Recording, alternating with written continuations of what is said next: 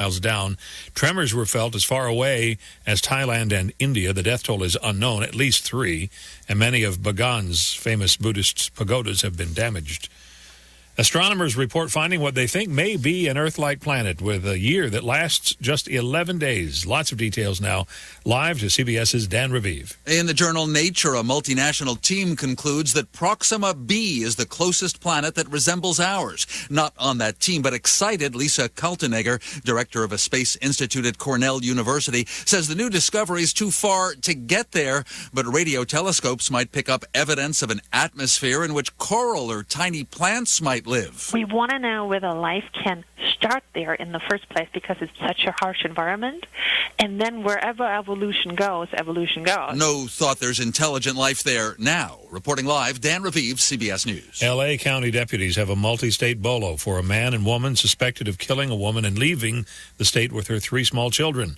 Homicide Lieutenant Joe Mendoza says they know who they are hunting. Definitely the children are at risk. We're considering them at risk, and that's why we reached out to law enforcement in all those states. They're working hand-in-hand with our investigators and trying to locate the children. The children are ages 2, 3, and 5. Existing home sales fell in July. Danielle Hale at the National Association of Realtors. The limited inventory and the difficulty that it's causing for affordability is the main culprit behind the sales slump this month. On Wall Street, the Dow down 27 points. NASDAQ is off 12. The Washington Monument is closed and will be until September. Elevators are being repaired.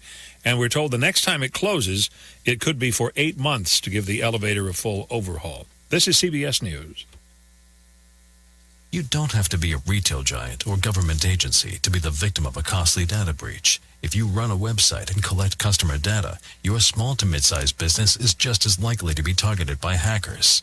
The Barracuda web application firewall provides cost-effective instant security against automated and targeted attacks, making this WAF a must-have for your SMB. Reclaim your network. Try a Barracuda web app firewall risk-free at barracuda.com/WAF. If you're familiar with cloud computing, you probably know that Amazon Web Services offers a complete set of secure compute, storage, application, and deployment services that help companies launch and scale their IT infrastructures while lowering costs. But did you know that you are still responsible for protecting your own AWS-based assets, meaning your applications and data, from advanced cyber threats? Protect your AWS with Barracuda Network's advanced firewall solutions. Visit AWS Marketplace or barracuda.com/AWS to learn more. Critics have said it had to happen. Playing Pokemon Go was going to get someone killed.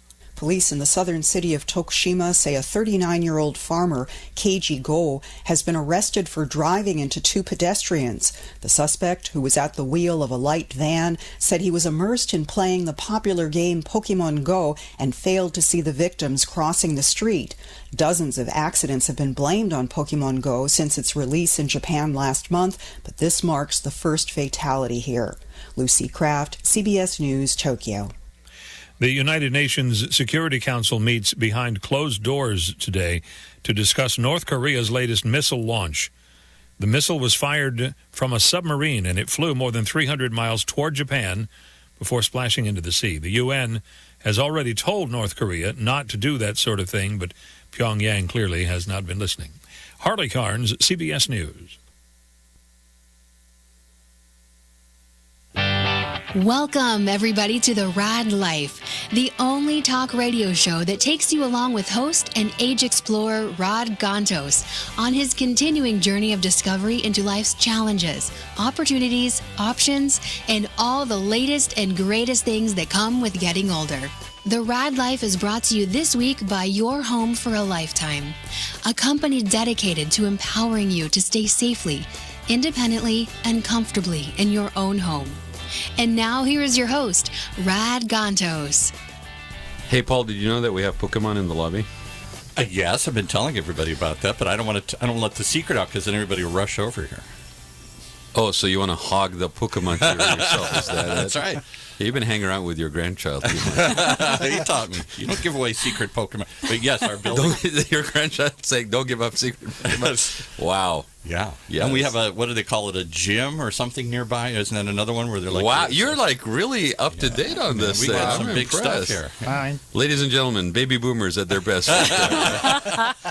Playing stupid games. That's pretty funny. Yeah, no, but it was a couple months ago when I walked in, it was like, well, has it been a couple months? Maybe even sooner. When they announced that, there's this thing called Pokemon Go, right?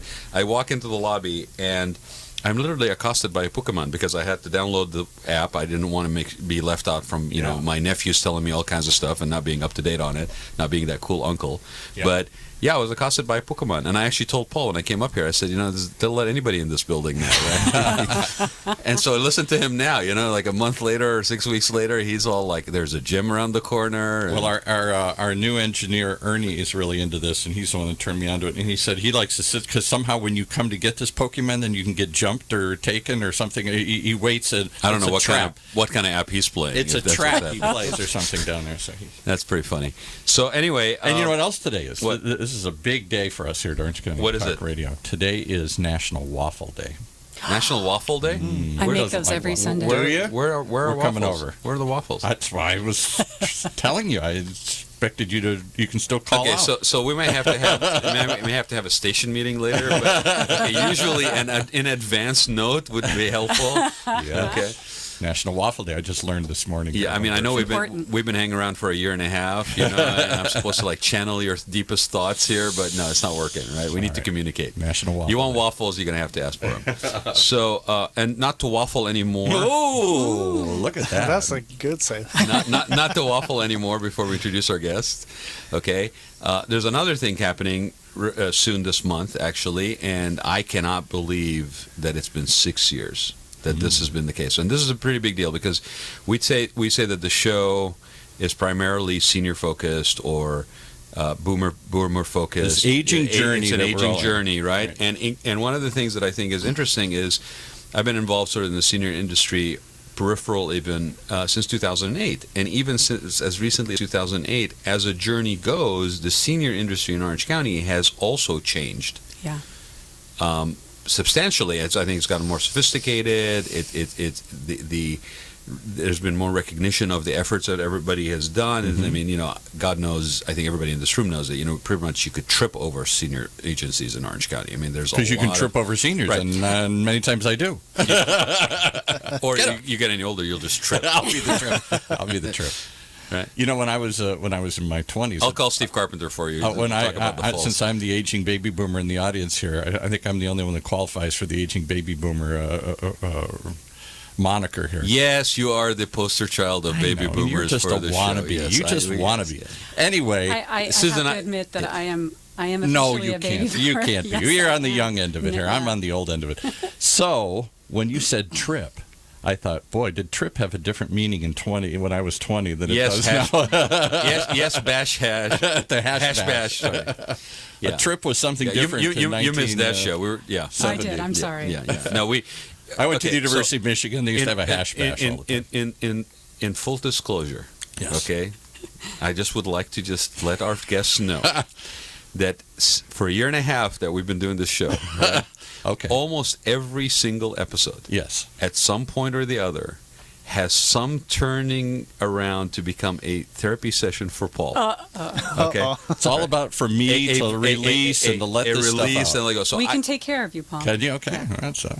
Okay, so I'm just letting you guys know. Okay, so we usually the way we deal with it is we just give him a little room, let him run, and then we rein him back in. So watch out for that, right? Okay. He'll do it. But one of the things that actually has been really great is to watch, like I said, the industry evolve and become more sophisticated, because I think there are so many people that are trying to be of service and provide for that population that in some cases efforts have been duplicated. And I think a few years ago, especially with the economy, there was a conscious effort made to try to corral a lot of these agencies into more of a collaborative effort to share resources, to share best practices and things of that nature. And I think out of that, and I'm not sure if it's chicken or the egg, but out of that came this thing called the Heroes, Senior Care Hero Awards. And I remember, I mean, I'm stunned that it's 6 years, honestly. I was like, I remember like, oh, didn't I just get an email about that? Like there's this little thing and it's going to happen. I can't remember. 6 years later. When did they have it? Is it happening every year at the Nixon Library? No. Actually, it's not at the Nixon Library anymore. But what was it, year 1, year 2? There was 2 years. Yeah. Go ahead. When they first started, was it at the Nixon Right. Library? In Yes. 2011 and 2012. That's how far back We I were at remember. Yeah. we were at the Nixon. Well, in fact, the first year it was not called the Senior Care Hero Awards. What was it called? The first year it was called the Senior Care Humanitarian Awards. And I'd rather be a hero than a humanitarian. Yeah. I like hero. I heard that about you. There's a cape underneath. Oh, that was last year. We had the superheroes last year. But yeah, it was the Senior Care Humanitarian. It was actually the first year it was formed. It was formed by a small collaborative of people in the senior care continuum. So Freddie's company, there was a hospice company, there was a home health, home care, Medi-Cal. There was all different companies. At that time, I was actually working for a senior care company for skilled nursing.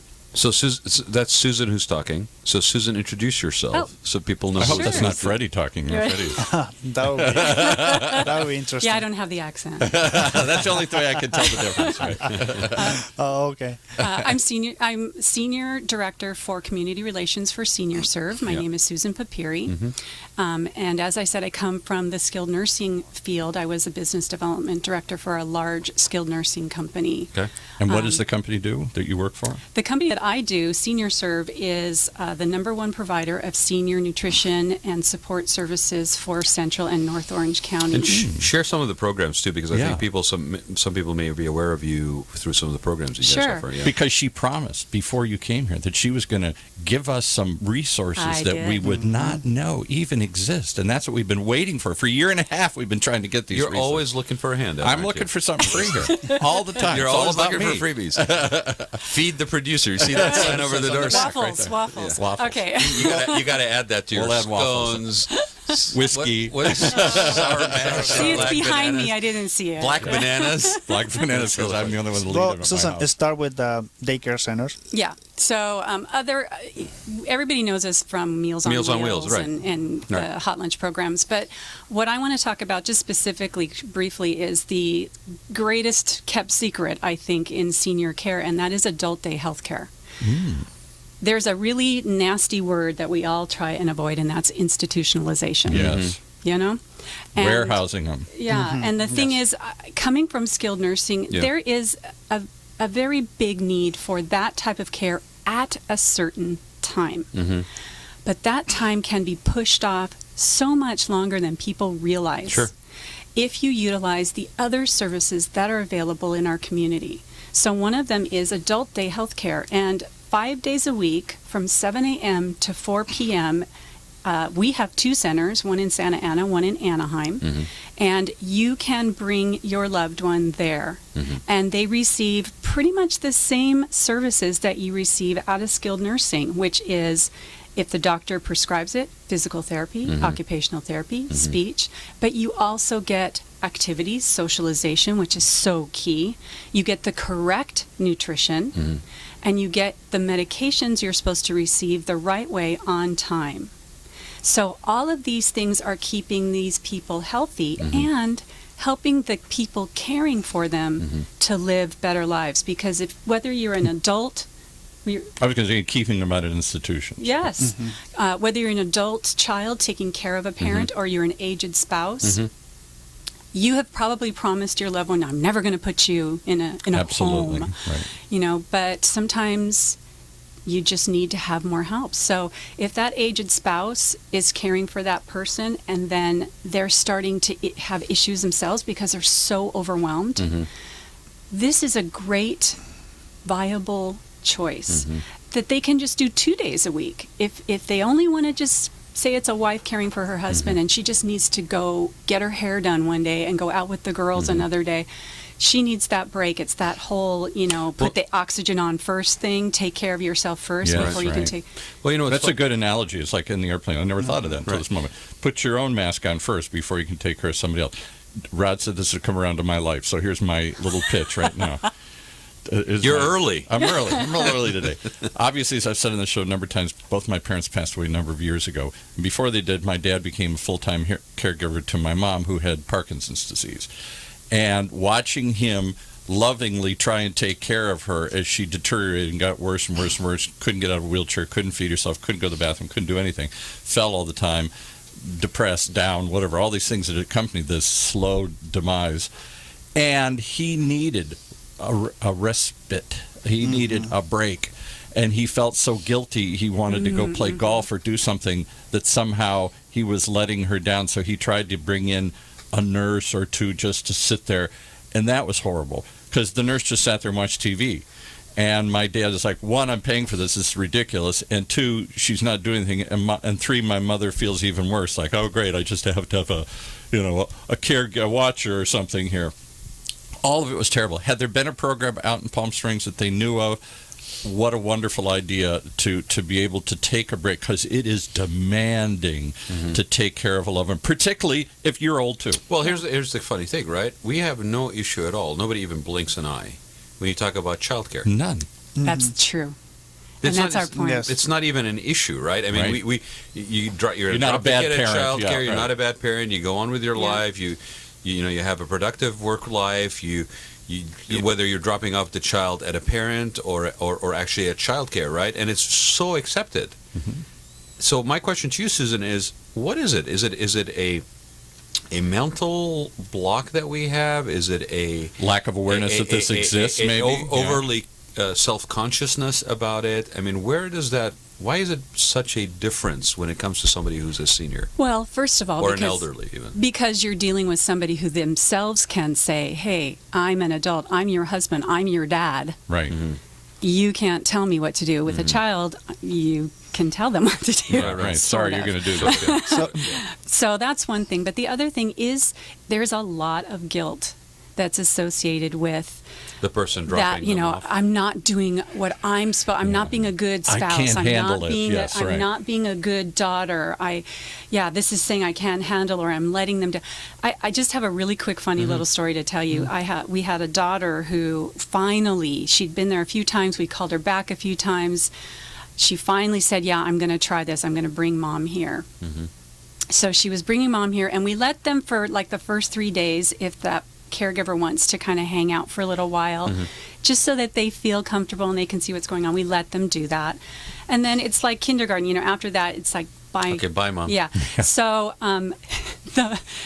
she had brought her mom, and after like the first 3 days, and she still wanted to stay, and the mom said, honey, please go.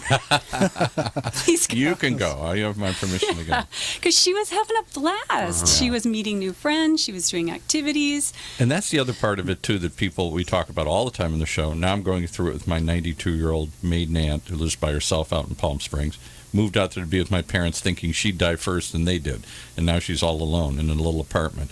She can still get around. She gets Meals on Wheels. I want to do a tremendous shout-out for Meals on Wheels, and I want you to plug that program. Because until I never knew that program existed till she found this thing through some resource. It's the most incredible program. It's completely free if you can't pay for it. They will take donations if you can, but they will bring you a healthy meal once a day. And without that, she could not live by herself. That's her lifeline. Now, what I'm interested in the daycare stuff is, because I didn't know there are places like this, she's alone all the day. Other than that person who brings her Meals on Wheels, she doesn't drive, she doesn't leave the apartment. She has a couple neighbors take her to a doctor once a week. Other than that, she sits and watches TV all day. And actually that's the biggest problem with elderly and seniors, actually, because they're alone by themselves, and the family doesn't. Their kids live out of state. Yeah. Or I live they're 2 hours busy, away. Exactly. Yeah, Or they're busy, and then they cannot come and visit them. And for those who cannot recognize that very famous accent, Very. Freddie, introduce yourself, please. Hi, I'm Freddy Dominguez, actually. Did you notice the change in his voice? Hi, I'm Freddie. I'm Freddy Dominguez. It's not a sports show. It's not a sports show. No, I'm Freddy Dominguez. Actually, I work with Attentive Home Care. We provide caregivers for the elderly. Yeah. The company's been in business since 1999. I've been with them for 5 years. He's been with them for 5 years, but it almost seems like Freddie has always been around and very involved in the senior industry. And been on the show before several times. I don't do anything. What are you talking about? See, we were teasing him. Actually, what have you been doing? You're just slacking. You don't do anything anymore. What do you keep? He is probably, they say that the person is the busiest man in show business. This guy is probably the busiest man in the senior industry in Orange County. Yeah, and in part, not taking away from people who are busy, but there's not a lot of guys. That's so that's why Freddie got into it. So I'm giving you the compliment, but it's gauged a little bit. Right, but I want to. Freddie's a player. If you didn't know. So Freddie, that's true. And interestingly enough, we have somebody who's shadowing the show today in the studio, and I'll introduce him in a minute because the topic is very relevant. What you're talking about is self-imposed isolation. Exile, really. You started to say exile. Actually, and there's many reasons for it, actually, because if a person has Alzheimer's or dementia, they isolate themselves because they feel basically embarrassed. They cannot engage in conversations. That was my mother. She did not want to go out in public and have anybody see her or pity her, feel bad. She didn't want her own family to see her at the end year. So she really went into complete isolation. Exactly. And there's many factors actually that come into play. Heck, there are people I know that basically their hearing starts to diminish. They really don't want to face the reality that they need a hearing aid, and they would rather stay at home rather than basically go out and basically constantly feel like somebody's needing to talk to them louder or that they have to pretend that they can hear you. But I mean, it can be as simple. What I'm saying is it can be as simple as that. Yes. A lot of people think that it's only because there's physical impairment or whatever. There's emotionality aspects to it that have nothing to do with physicality, have nothing to do with dementia, have nothing to do with diminished capabilities. But it really goes to what he's saying. Again, I can say from personal experience, my mother with Parkinson's the last couple of years, we have some relatives back in Minnesota. And occasionally I would hear from one and they'd say, well, why don't you come back? We'd love to see your mom. We hear about her, but we'd love to see her. And I finally had to tell them she doesn't want to see you. And it isn't because she doesn't love you. She just doesn't want anybody to see her that way. Yes, no, actually, another thing going back to the early conversation, why people refuse care or not. Number one is because either they're not aware of the services, but the main reason actually is denial.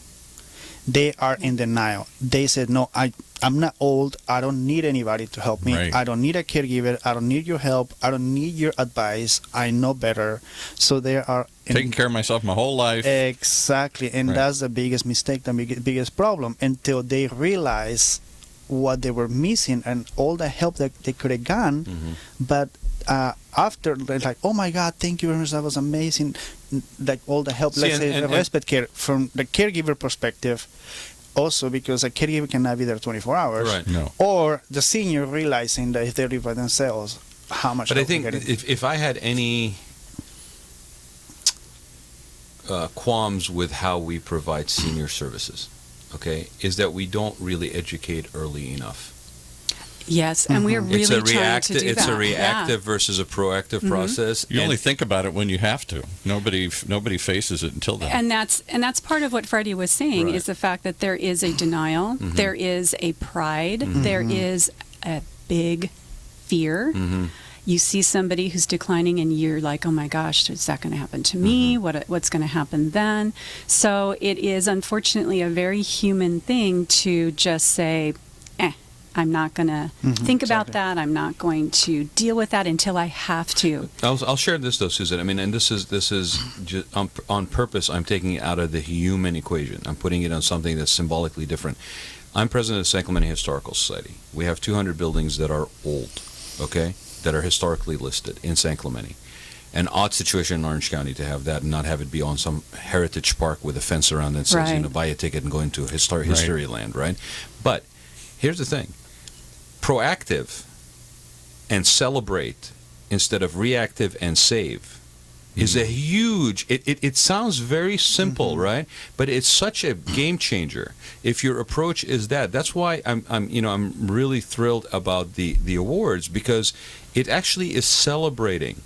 Right? Yes. Celebrating and engaging, and we had people here that were millennials that were basically getting involved in the senior care industry, right? So that educational process, if it starts earlier, then our options are more. Well, and the opportunities and our as well, knowledge base grows. grows. Yeah, and the knowledge base grows. You are forced, again, this is my own personal experience, at the moment that you don't want to think about any of this stuff, it hits you in your face. Your mom falls or dad falls or something terrible happens and you're forced to deal with this. All of a sudden, in the midst of this emotional trauma, where you're redefining your own relationship with your parents. Suddenly, you're the parent. Mm-hmm. I'm Yes. wiping my dad's butt. Yes. This is a big, strong guy that I always looked Dropping up to. them into elder care. Yeah, right. I mean, this is Daycare. just not. This wasn't a role reversal I was ready for, that I was thinking about and prepared for. At that moment, you have to go and suddenly figure out, where do I go? What do I do? And everything you find is confusing or expensive or both. And actually, because I work with home care, I come across that all the time. 70-80% of my clients, they have no idea. Just their parent or their dad or mom. Medicare's going to pay for it. Oh, yeah, call them exactly. up and That's like, "We don't what pay they're for that." expecting. They're not expecting a private. They have to pay out of pocket, and also too, they don't know what to do. They have no clue.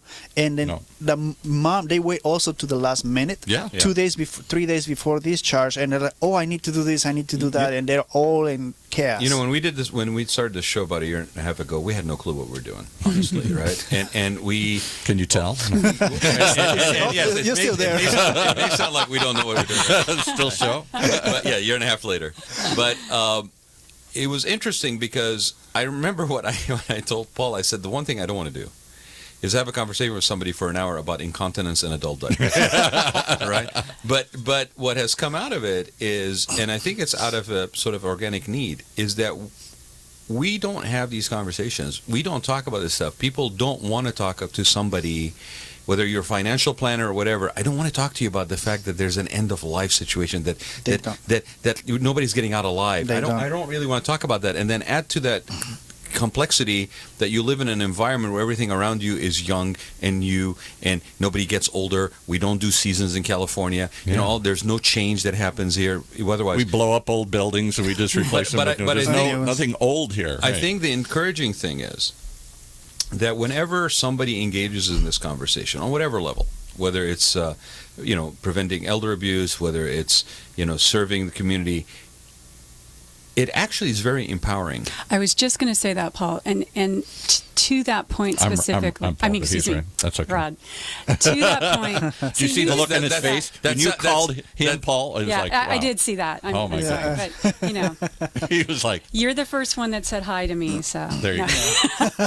So anyway, I'm just going to leave. You're right. We baby boomers stick together. We do. To that point, though, Yeah. Rod, if you consider turning that whole thought process 180, and you realize that what you're doing when you deny is you are giving up all of your choices. Yes. And what Absolutely. you'll see in all of the advertising, one of our big healthcare insurance companies, I won't say the name, but they say Thrive. You'll know who I'm talking about. Wellness, choice, these are all the things that we all want to emphasize when it comes to what we are looking at now, because all of us baby boomers and behind, we are seeking education, seeking knowledge.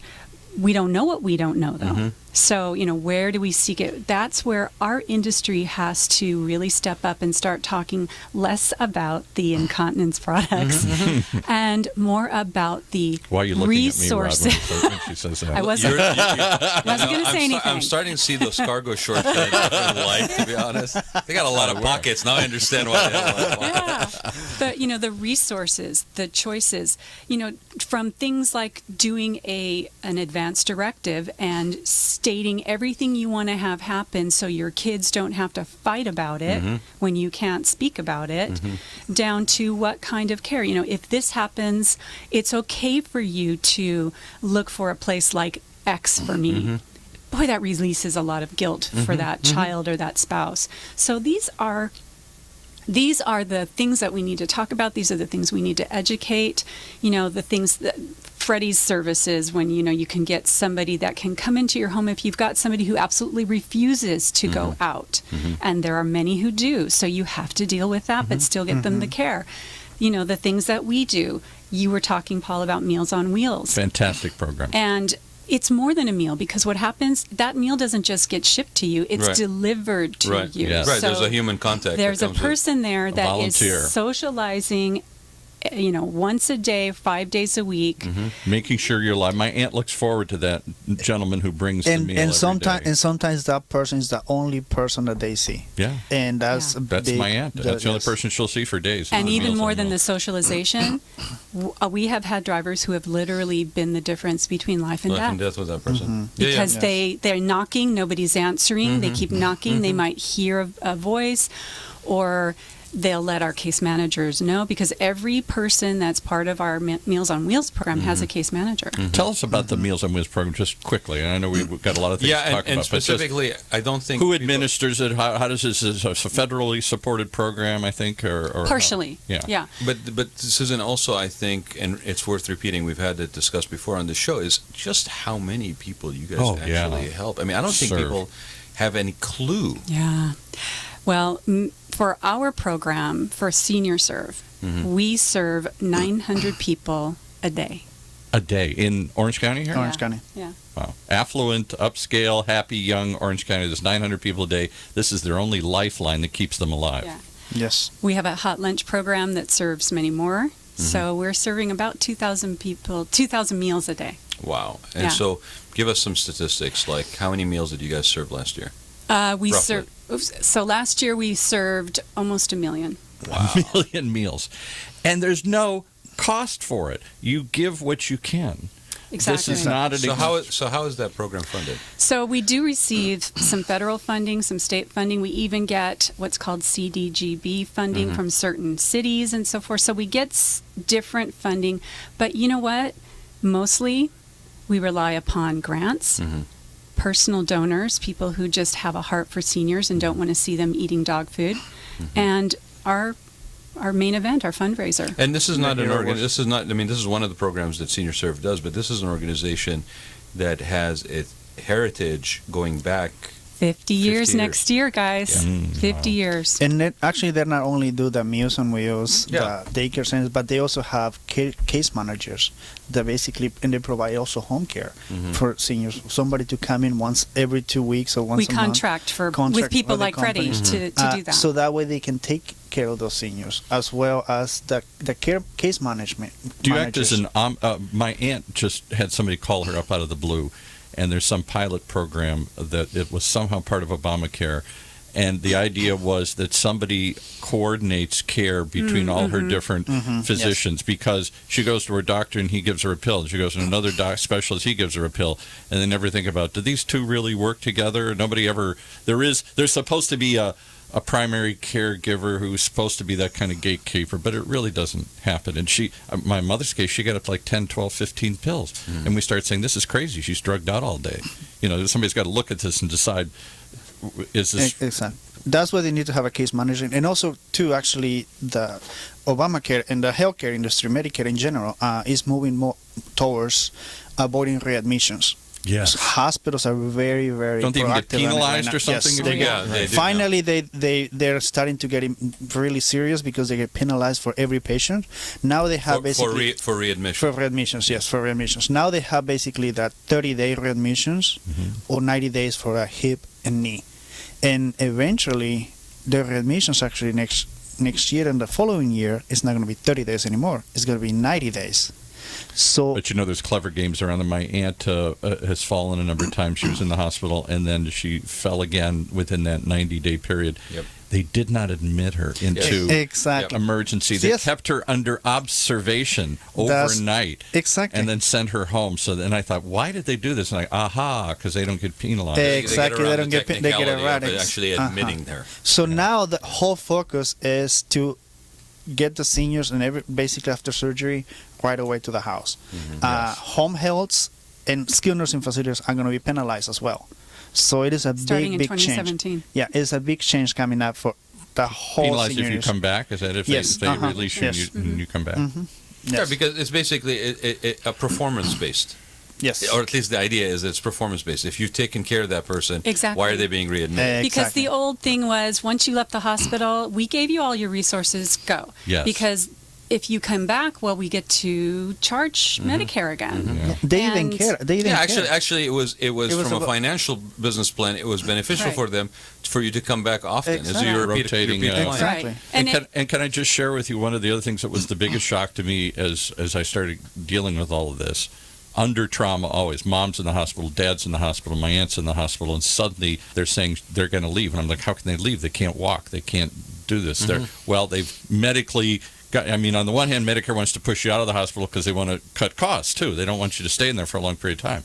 So once they sort of stabilize you and you're not going, I forgot the technical term, but you've kind of plateaued. There you go. That's what I was looking for. Once you've plateaued, they take you out, and you might not be ready to go home yet. So then they say, well, you go to a skilled nursing home, whatever you want to call it here, and then they stay there 30 days unless you get some it's like extension. transitional housing, and then they basically. So my point is this: nobody at any of these steps tells the family what to do.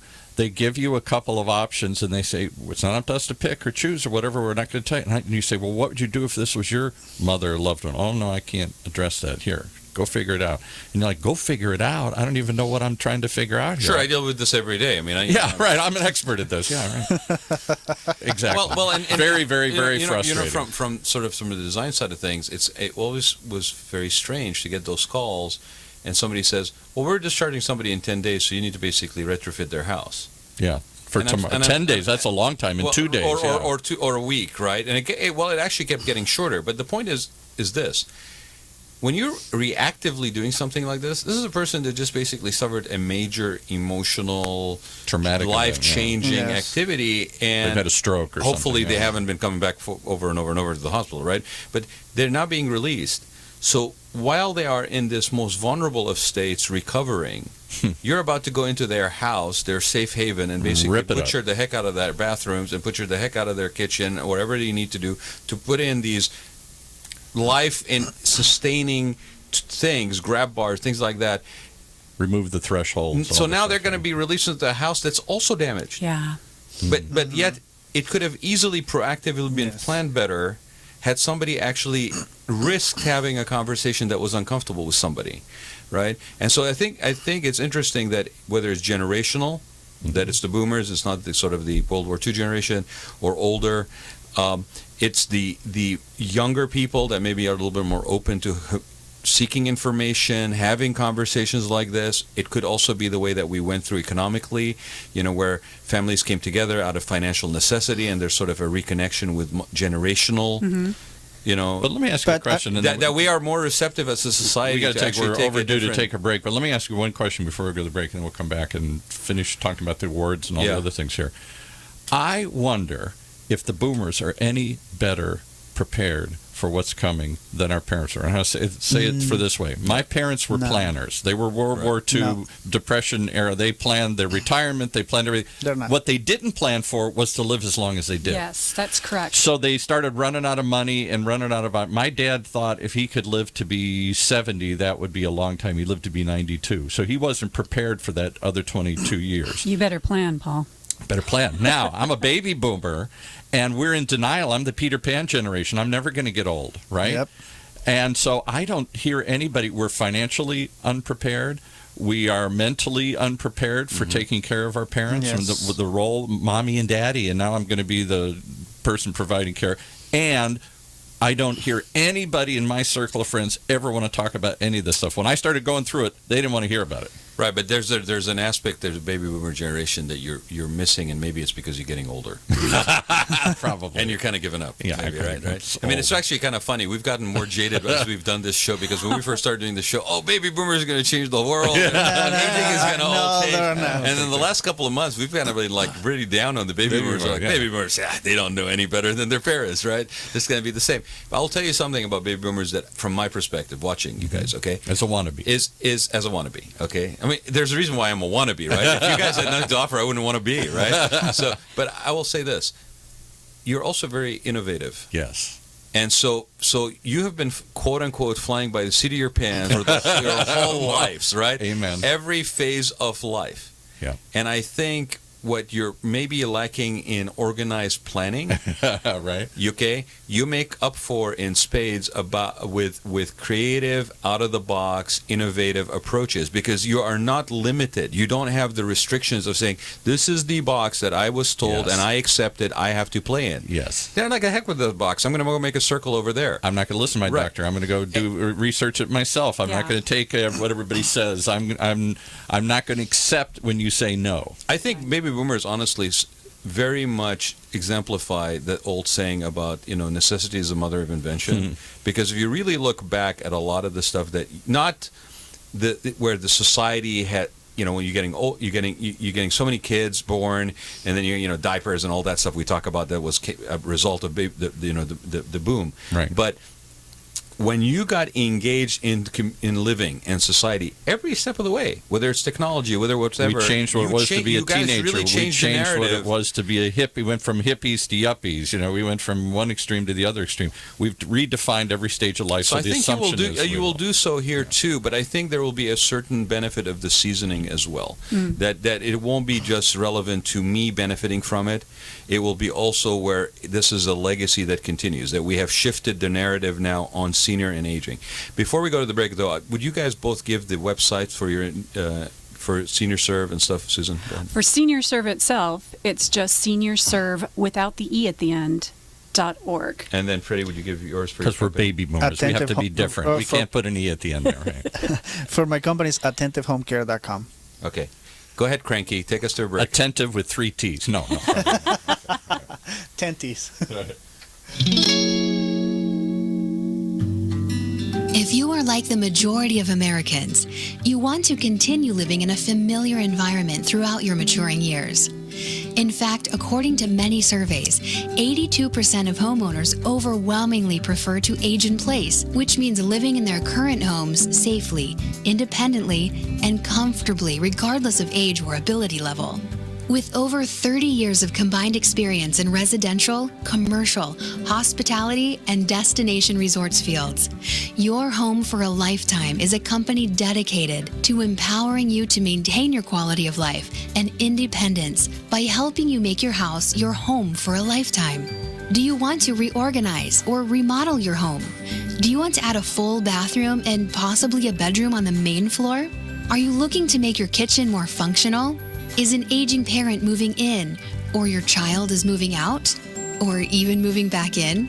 Call Your Home for a Lifetime at 949-492-1872 or check them out on the web at yourhomeforalifetime.com and find out how they can help you make your house your home for a lifetime. And you got to wait for the mics to go. Yeah, we're back. Is the mic on? Yes. Hello. All right, we're back, and I want to take the remainder of the show and actually talk about. We touched on it a little bit. The Senior Care Hero Awards. It's the 6th year this is taking place. I understand the venue. Is it the same as last year's venue? Yes, we are at the Grove. This is our 4th year now at the Grove. At the Grove. Great venue. Grove of Anaheim. Groovin' at the Grove. Groovin' at the Grove. You're such a baby boomer. So, Susan, why don't you give us a little background on this, a little history, and then maybe the categories and so forth. Sure. Well, Freddie was one of the originals when we started this back in 2011. And as I was saying before, it kind of came out of a small collaborative of people that were in the continuum of care. And we chose Senior Serve at that time to be the recipient of the proceeds. So the next year, the two main people that started that small collaborative went to Holly Hagler, the CEO at Senior Serve, and said, you know what? We think this is a great event, and we're still behind it, but we're not event planners.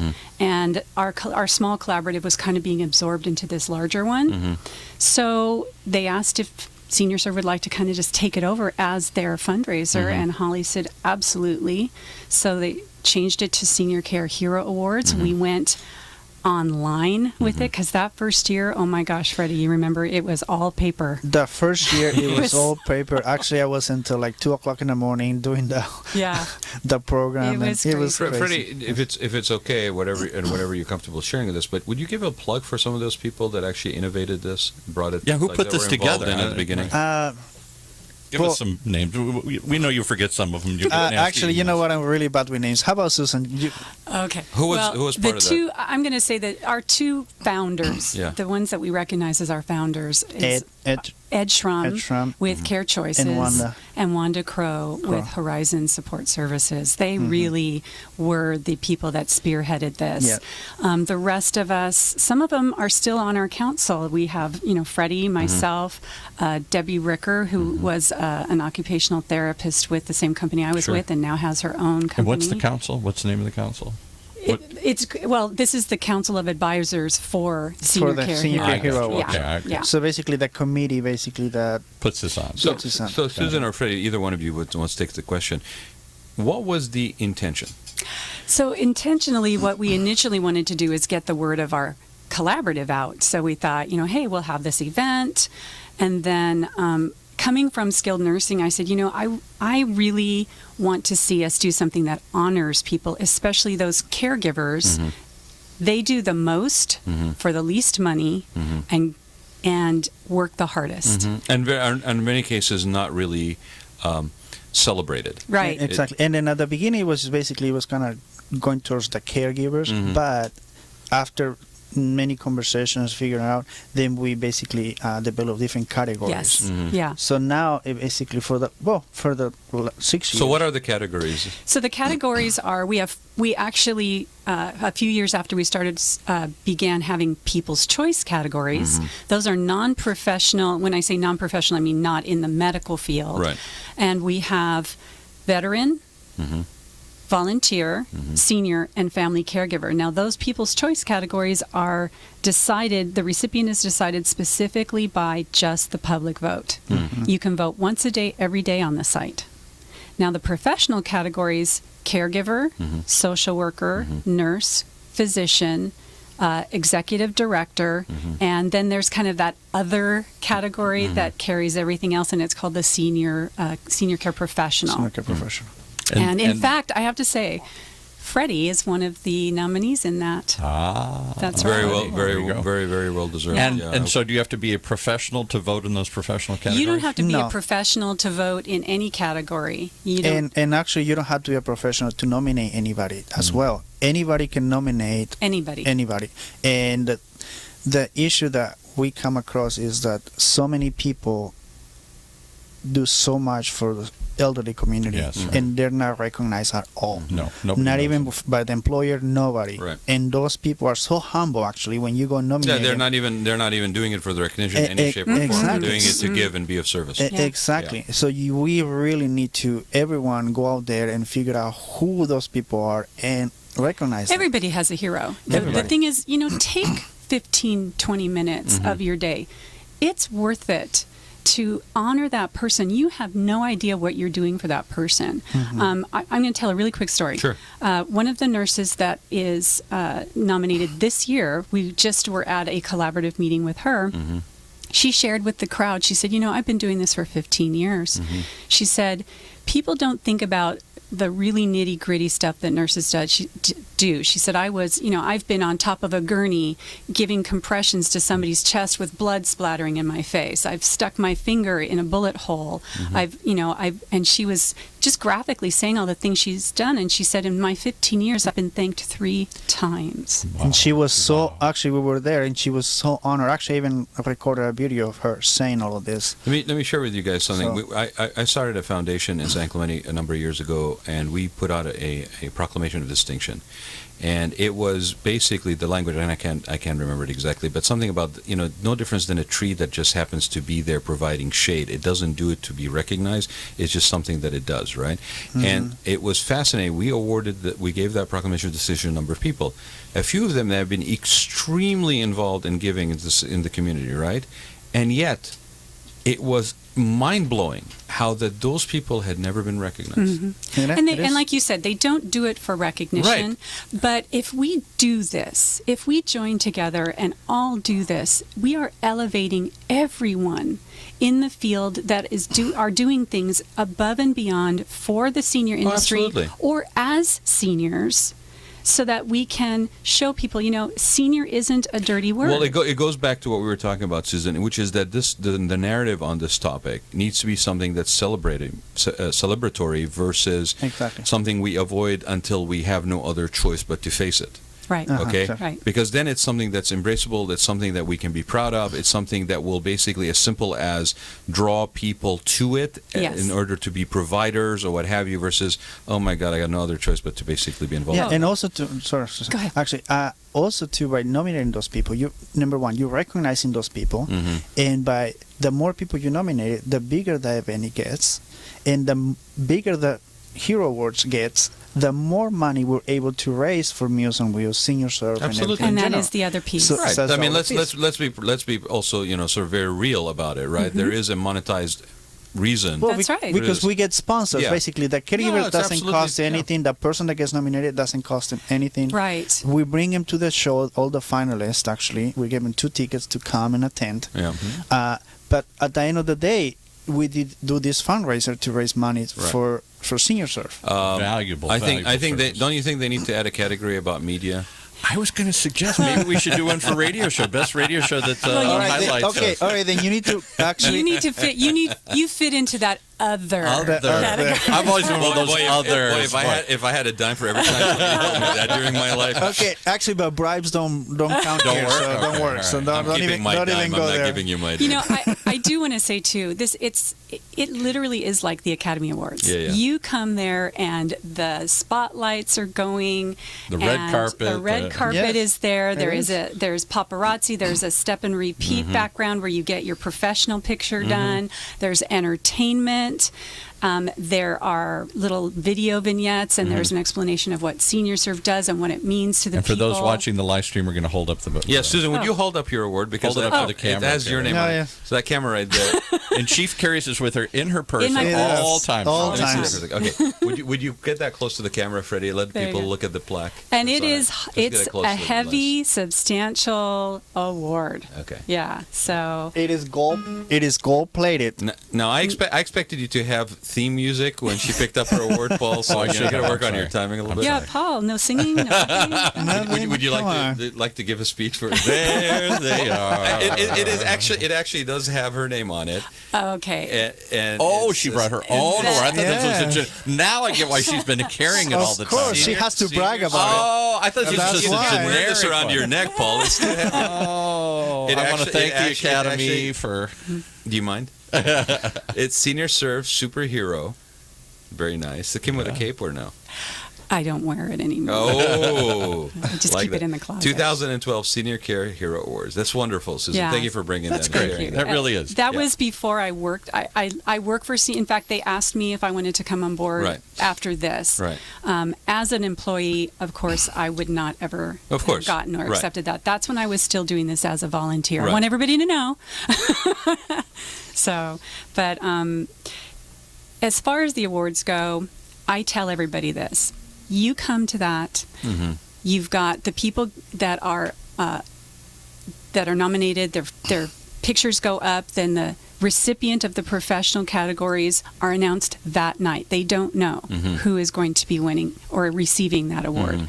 And as they're walking up, we're reading the story that got them that award. Oh. So when you leave, pretty you are amazing. changed. Yeah. You are literally So many amazing stories. so thankful. If you're in that industry, it's like, man, that's why I'm in this industry. And it must be a motivator for those who say, "Why am I doing this? It's so Yes. frustrated. I'm not getting paid a bunch of money. Nobody cares. I Nobody hear watches." that all the time. And then it's Yes. like, "Wow, somebody cared." Yeah. Exactly. So the webpage. event is actually on Saturday, October 15th. Yes. 2016. Nominations are open through August 31st, 2016. I'm not going to plug myself. and people who know me know that I'm not kidding.